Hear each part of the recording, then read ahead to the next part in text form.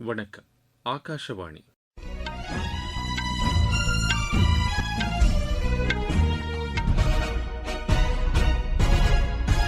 செய்திகள் வாசிப்பவர் கோபாலகிருஷ்ணன். தலைப்புச் செய்திகள். பிரதமர் திரு நரேந்திர மோடி தமது 5 நாடுகள் பயணத்தை நிறைவு செய்து தாயகம் வந்தடைந்தார். மேற்குவங்க மாநிலத்தின் பால்டா சட்டப்பேரவை தொகுதியில் மறு வாக்குப்பதிவு சற்று முன் தொடங்கியது. முன்னாள் பிரதமர் ராஜீவ்காந்தியின் 35ஆம் ஆண்டு நினைவு தினம் இன்று தீவிரவாத எதிர்ப்பு தினமாக கடைபிடிக்கப்படுகிறது. எபோலா வைரஸ் தடுப்புக்காக 2 வகை தடுப்பூசிகள் உருவாக்கப்பட்டு வருவதாக உலக சுகாதார அமைப்பு தெரிவித்துள்ளது. 18 வயதுக்குட்பட்டோருக்கான இந்தியா ஆஸ்திரேலிய அணிகளுக்கு இடையேயான 4வது மற்றும் இறுதி ஹாக்கி போட்டி டிராவில் முடிவடைந்தது. இனி விரிவான செய்திகள்.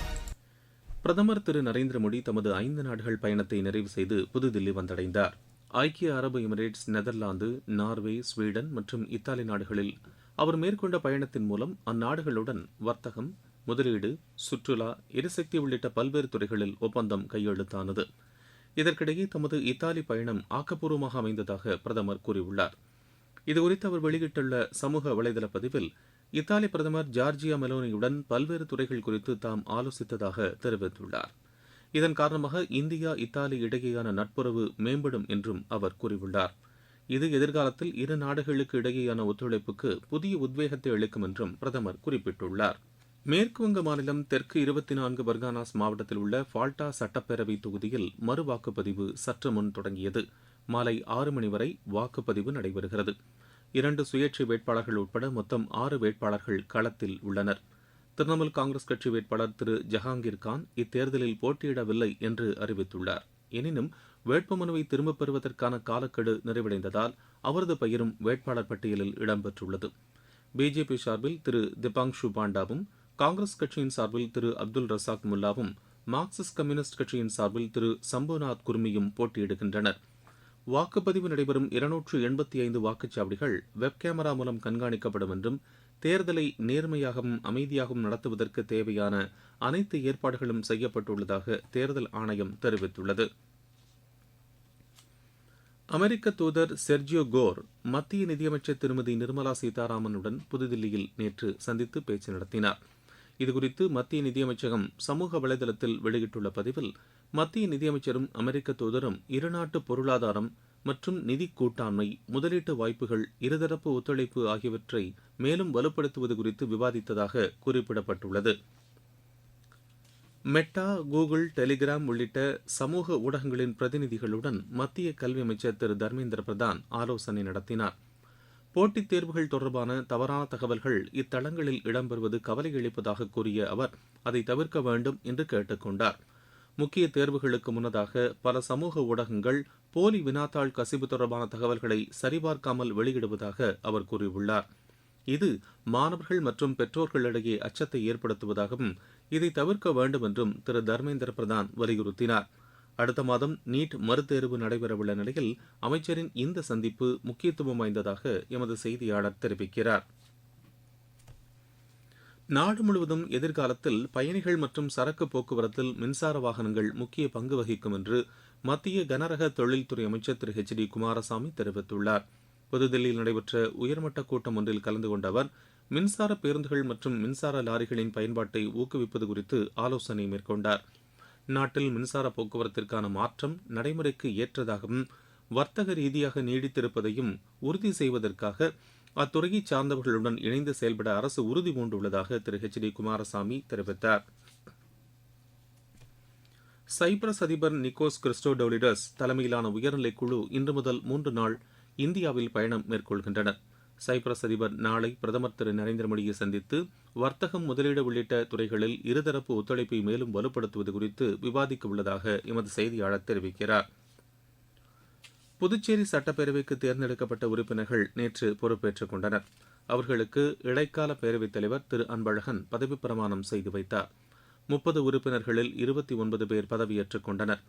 2 தொகுதிகளில் வெற்றி பெற்ற என்ஆர் காங்கிரஸ் கட்சித் தலைவரும் முதலமைச்சருமான திரு NR ரங்கசாமி தட்டாஞ்சாவடி உறுப்பினர் பதவியை ராஜினாமா செய்துள்ளார்.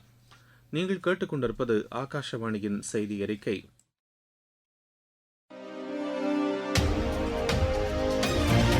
ஊரக வளர்ச்சிக்கான புதிய அத்தியாயம். வளர்ச்சியடைந்த இந்தியாவிற்கான ஊரக வேலைவாய்ப்பு உறுதி மற்றும் வாழ்வாதார சட்டம் ஜூலை மாதம் 1ஆம் தேதி முதல் செயல்பாட்டுக்கு வருகிறது. இந்த சட்டம் வருடத்திற்கு 125 நாட்கள் வேலையை உறுதி செய்கிறது. இதில் வாரந்தோறும் ஊதியம் வழங்கப்படுவது கட்டாயமாக்கப்பட்டுள்ளது. பணி முடிந்த 15 நாட்களுக்குள் ஊதியம் வழங்குவதை உறுதி செய்வதற்கான அம்சங்களும் இதில் இடம்பெற்றுள்ளன. ஊதியம் காலதாமதமாக வழங்கப்பட்டால் அதற்கான இழப்பீட்டுத் தொகைக்கும் இதில் வகை செய்யப்பட்டுள்ளது. வளர்ச்சியடைந்த இந்தியாவிற்கான பயணத்தில் மோடி அரசு தொடரும் சீர்திருத்த நடவடிக்கைகள்.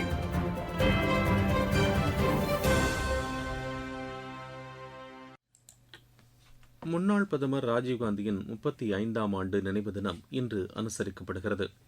1991ஆம் ஆண்டு இதே நாளில் தீவிரவாத செயல்களால் அவர் கொல்லப்பட்டதை அடுத்து தீவிரவாத எதிர்ப்பு தினமாக இந்நாள் கடைபிடிக்கப்படுகிறது. இதையொட்டி நாடு முழுவதும் பல்வேறு இடங்களில் தீவிரவாத ஒழிப்பு உறுதிமொழி எடுக்கப்படுகிறது. எபோலா வைரஸ் தடுப்பூசி உற்பத்தி செய்வதற்கு 9 மாதங்கள் வரை ஆகும் என்று உலக சுகாதார அமைப்பு கூறியுள்ளது. 2 வகை தடுப்பூசிகள் உருவாக்கப்பட்டு வருவதாகவும் அது இன்னும் மருத்துவ பரிசோதனைகளுக்கு உட்படுத்தப்படவில்லை என்றும் தெரிவித்துள்ளது. இதற்கிடையே எபோலா வைரஸால் காங்கோவில் 139 பேர் உயிரிழந்துள்ளதாகவும் 600 பேர் தனிமைப்படுத்தப்பட்டுள்ளதாகவும் உலக சுகாதார அமைப்பின் தலைவர் டாக்டர் டெட்ரோஸ் அதானம் கூறியுள்ளார். ஜெனீவாவில் செய்தியாளர்களிடம் பேசிய அவர், காங்கோவில் 51 பேருக்கும் உகாண்டாவில் 2 பாதிப்பு உறுதி செய்யப்பட்டுள்ளதாக தெரிவித்தார். இந்த வைரஸ் பாதிப்பால் பொது சுகாதார அவசர நிலை அறிவிக்கப்பட்ட நிலையில் அது பெருந்தொற்றாக மாறவில்லை என்றும் டெட்ரோஸ் அதானம் தெரிவித்துள்ளார். புதிதாக தேர்ந்தெடுக்கப்பட்டுள்ள அஸ்ஸாம் சட்டப்பேரவையின் 1வது அமர்வு இன்று தொடங்குகிறது. இக்கூட்டத்தொடர் 4 நாட்கள் நடைபெறும் என்று அறிவிக்கப்பட்டுள்ளது. அவையின் முதல் நாள் நடவடிக்கைகள் பேரவையின் இடைக்கால தலைவரின் அறிவிப்புடன் தொடங்குகிறது. பேரவையின் இடைக்கால தலைவராக நியமிக்கப்பட்டுள்ள பிஜேபியின் மூத்த சட்டப்பேரவை உறுப்பினர் திரு சந்திரமோகன் பட்டோவாரி புதிதாக தேர்ந்தெடுக்கப்பட்டுள்ள உறுப்பினர்களுக்கு பதவிப் பிரமாணம் செய்து வைக்கிறார். அதைத் தொடர்ந்து சட்டப்பேரவைத் தலைவர் தேர்தலும் நடைபெறவுள்ளது. இந்தியா ஐக்கிய அரபு எமிரேட்ஸ் இடையேயான இருதரப்பு வர்த்தகம் 100 பில்லியன் அமெரிக்க டாலரை கடந்துள்ளதாக ஐக்கிய அரபு எமிரேட்ஸ் தூதர் அப்துல் நாசர் அல் ஷாலி தெரிவித்துள்ளார். புதுதில்லியில் நடைபெற்ற நிகழ்ச்சி ஒன்றில் உரையாற்றிய அவர், இரு நாடுகளுக்கு இடையே விரிவான பொருளாதார கூட்டாண்மை ஒப்பந்தத்தின் மூலம் இது சாத்தியமானதாக கூறினார். இந்தியாவும் ஐக்கிய அரபு எமிரேட்ஸும் அடுத்த 6 ஆண்டுகளுக்குள் 200 பில்லியன் அமெரிக்க டாலர் அளவிற்கு இருதரப்பு வர்த்தகம் செய்ய இலக்கு நிர்ணயிக்கப்பட்டுள்ளதாக அவர் தெரிவித்தார். இருதரப்பு வர்த்தக ஒப்பந்தம் கடந்த 2022ஆம் ஆண்டு முதல் இரு நாடுகளுக்கு இடையேயான பொருளாதார உறவுகளை வலுவடைய செய்துள்ளதாக ஐக்கிய அரபு எமிரேட்ஸ் தூதர் குறிப்பிட்டார். 18 வயதுக்குட்பட்டோருக்கான இந்திய ஆஸ்திரேலிய அணிகளுக்கு இடையேயான 4வது மற்றும் இறுதி ஹாக்கி போட்டி டிராவில் முடிவடைந்தது.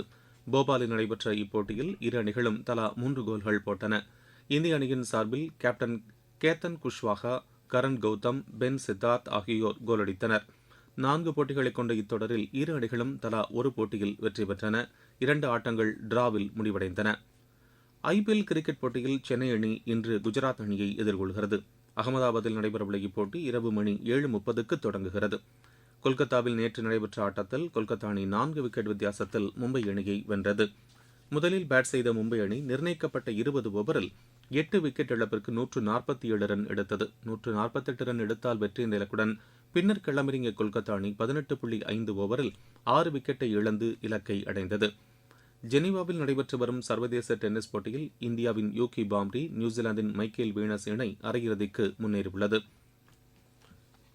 மீண்டும் தலைப்புச் செய்திகள். பிரதமர் திரு நரேந்திர மோடி தமது 5 நாடுகள் பயணத்தை நிறைவு செய்து தாயகம் வந்தடைந்தார். மேற்கு வங்க மாநிலத்தின் பால்டா சட்டப்பேரவை தொகுதியில் மறு வாக்குப்பதிவு சற்று முன் தொடங்கியது. முன்னாள் பிரதமர் ராஜீவ்காந்தியின் 35ஆம் ஆண்டு நினைவு தினம் இன்று தீவிரவாத எதிர்ப்பு தினமாக கடைபிடிக்கப்படுகிறது. எபோலா வைரஸ் தடுப்புக்காக 2 வகை தடுப்பூசிகள் உருவாக்கப்பட்டு வருவதாக உலக சுகாதார அமைப்பு தெரிவித்துள்ளது. 18 வயதுக்குட்பட்டோருக்கான இந்திய ஆஸ்திரேலிய அணிகளுக்கு இடையேயான 4வது மற்றும் இறுதி ஹாக்கி போட்டி டிராவில் முடிவடைந்தது. இத்துடன் இந்த செய்தி அறிக்கை நிறைவு பெறுகிறது. எமது செய்திகளை சமூக வலைதள பக்கங்களில் ஏர் நியூஸ் சென்னை என்ற முகவரியிலும், ஆர் நியூஸ் சென்னை என்ற யூடியூப் சேனலிலும் உடனுக்குடன் அறிந்து கொள்ளலாம்.